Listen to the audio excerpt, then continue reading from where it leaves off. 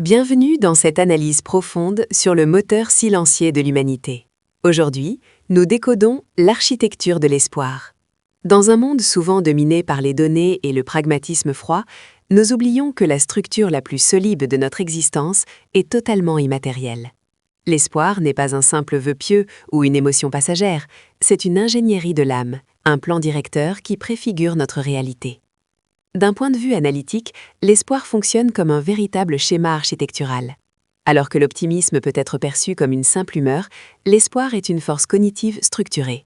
Il repose sur deux piliers fondamentaux: la volonté inébranlable de poursuivre des objectifs et la capacité créative à identifier les chemins pour y parvenir. C'est précisément ici que la notion d'architecture prend tout son sens. Sans cette charpente interne, l'esprit humain entre en état de stagnation, devenant incapable de projeter une trajectoire viable à travers les tempêtes du temps.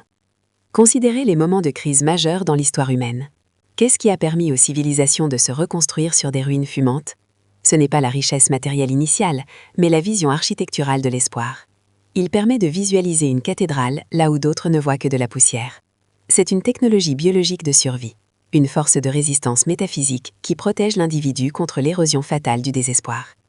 En décodant cette essence, nous découvrons que l'espoir n'est pas une attente passive, mais un acte de création rigoureux.